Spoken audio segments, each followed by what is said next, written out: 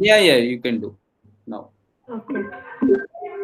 So good afternoon, everyone.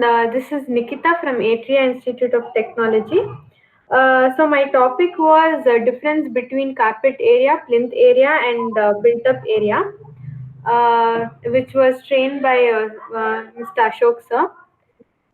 So when it comes to contents, I'm gonna talk about introduction, like explaining each and every definition of carpet area, built-up area, and plinth area, and along with the calculations to be performed, and then come to the difference between each one of them, and then conclusion. So basically, before knowing the difference, we should know the definition and aspects of each and every area.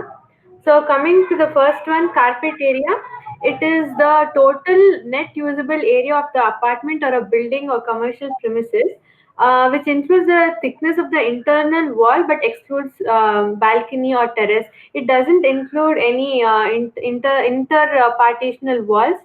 So it is the technically speaking, it is the distance between inner walls is carpet area. So you can see in the picture, only the green portion is considered to be carpet area. The inner partitional walls and all, it is not considered in the carpet area. The floor to floor distance between the inner walls is known as carpet area. So the second topic is built up area. So built up area is nothing but the addition of carpet area along with the walls and pillars and flower beds, balcony, etc., which has a roof. Built up area of an apartment includes the carpet area and also the walls and pillars is the thickness of inner walls within an apartment, and it is not the surface area. So carpet area consists of 70%, no, the built up area consists of 70% of carpet area and 20% of walls and 10% of flower beds, balcony, etc. So this is how built up area looks like. So green color part is the carpet area, and the pink is the wall area. So combine these two, we'll get the built up area. So and then next is plinth area. Plinth area is the built up covered area of a building measured at floor level of any story. It is the entire area occupied by the building, including external and internal walls. So basically, plinth area and built up area are one and the same. The major difference is only that plinth area doesn't consider walls or any cantilevered structure or any balcony or projections from terrace which doesn't have any roof. That is the only difference. So basically, it is a property of area without a roof. This is how a plinth area looks like.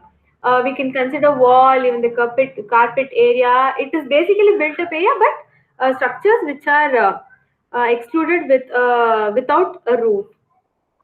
So when it comes to calculation, carpet area, it can be done in two methods. One is layout method and second one is physical measure.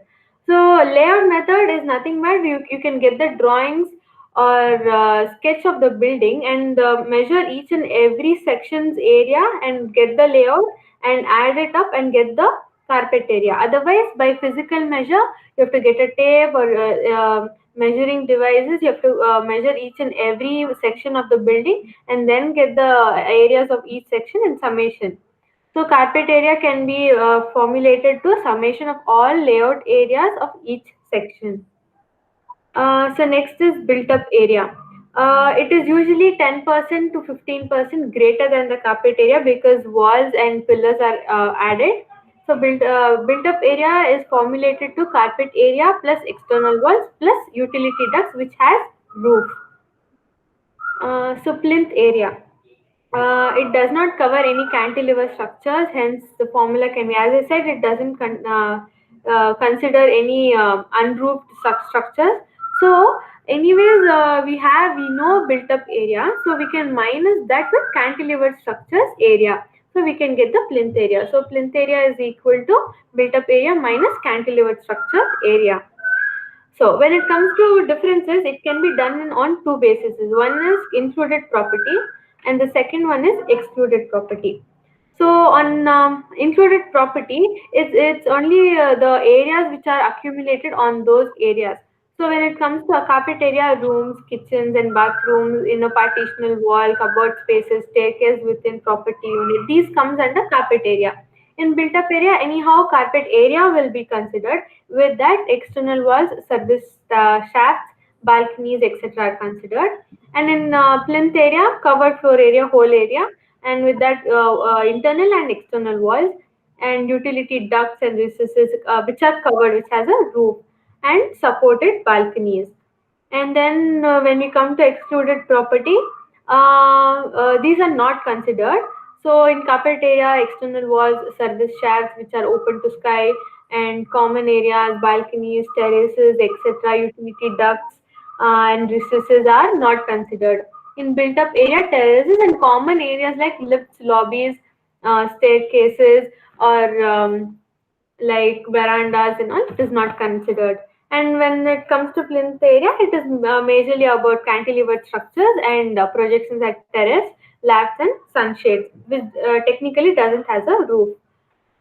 So conclusion, building area is different compared to the area of the site. It is very important for a civil engineer or an architect to know the building area, because it is the sum of all the areas on which the flowers can be measured, or it can be defined as a building. So it is very important. And then these calculations help us to like often to rate the rental rates or negotiate around the zoning levels.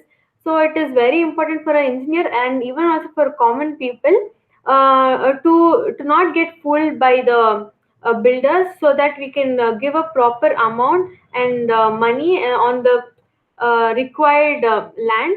So it is a very useful and awareness topic to know by everyone. So I was very glad to get this topic. Thank you, sir. Thank you, Prayojana team.